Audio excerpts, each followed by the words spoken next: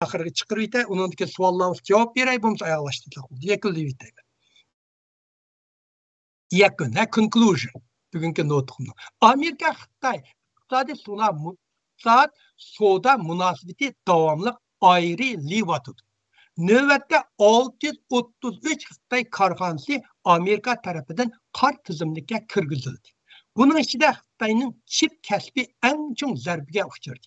Huawei, Zhongxin Goji, Changjiang Sunju, Shanghai Weidyansi qatarlıq şirketlerini içine algan hemmisi Amerika'nın tazlaş tizimlikiga kirdi. Biden hükümetinin Xitayga yürgüzgen pen texnika cezasını Amerika'nın 30 yıldan bu yankı zor stratejik tenşeş dişki buludu. 2023 yılı Amerika eksport başkuruş tüzümünü yanımı küçeytip ve kengaytip Xitayga karşı lisişini küçeytidi. Hem de 2023 yılı hem de Xitayga eksport kılış çeklemesini kengaytip sünni akli iktidar, biyotexnika, kuantılık hesaplaş ve ılgar pakiz enerji qatarlıq sahalarını içine aldı.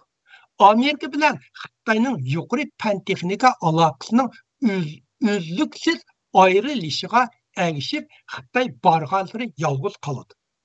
Amerika Soda Ministerliğinin stratejiya qilishçe 2022 12 ayının 16 günügacha Shangangni üz içine algan 633'ten artıq Xitay şirketleri Amerika'nın tazlaş tizimliğe kirgizilip, prensip cihetdə Amerika karxanalarının məhsullatlarını Xitay karxanalarına eksport qilishni chekledi. Hatta Yaponiya qatarlıq Amerika'nın texnikasını işletken 3-cü dövlət karxanalarını Xitay karxanalarına eksport qilishni chekledi. Dikkat qilishga arziydigini Amerika Xitayni çip kasbida umumyüzlük zarba beryapti.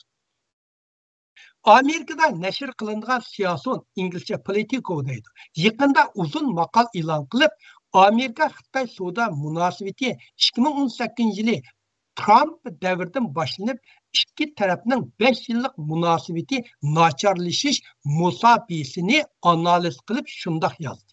Biden hükümetinin Xitayga bulgan köz karşı bütün özgerdi. Hatta Aksaray Xitayning mustaqil yenilik yaratishini davlat bexatarlikka tahdid deb qaraydigan bo'ldi. Bu yomon kuchlikda Xitoy bir yenilik yaratishni Amerika tahdid deb qaragan.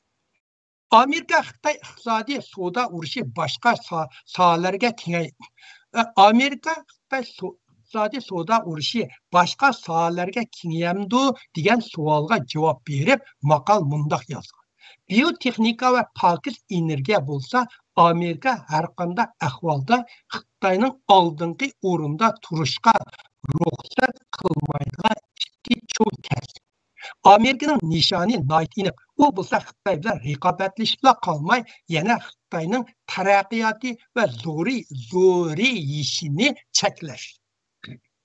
Washington Aql Omri Strategiya ve Xalqaro tadqiqot markazining analiz qilishicha, Biden hukumati Xitoyga bo'lgan eksport cheklamasini sun'iy aql iqtidor, biotexnika, kvantlik hisoblash va ilg'or pakiz energiya qatorli sohalarga kengaydi.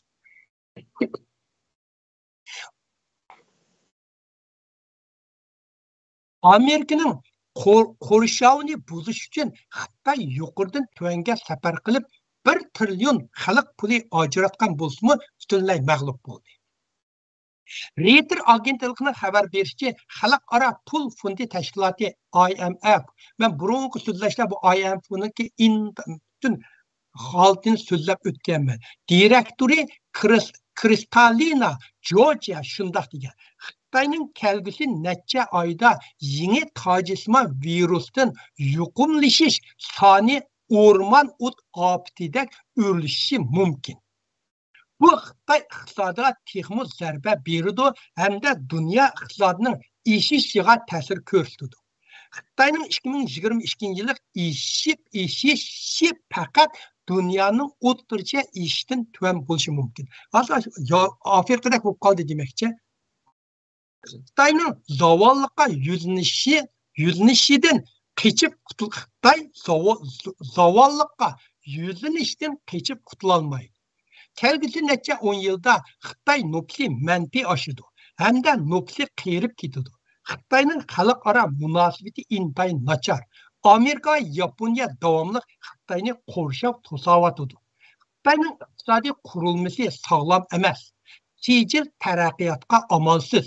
Xi Jinpingning nol siyosati bo'lmasimi? Xi Jinpingning nol siyosati bo'lmasimi? Xitoy iqtisodiy yanla chekinadi. Xitoy tuzilmasida davlatning ichki sarfiyoti uzluksiz bo'lib, davlat kuchi va moliya kuchi zo'r miqdorda eqib ketdi. Armiyada yetarli yoshlar yo'q. Harbiy sanoati G'arb va Amerikaning sur'atiga yetolmaydi. Armiya jangovarligi tez suratda yo'qoladi. Xitoy qarmoqqa kuchli ko'ringan bilan amaliyotda u zich quluplangan zanjir tuzumi. Bir halqisi bo'shliqla balkim butunlay vayron bo'lishi mumkin. Xitoyda cho'ng vayron bo'lish alomatlari hozir barg'ansiri ro'shanlashyapti. Shuning bilan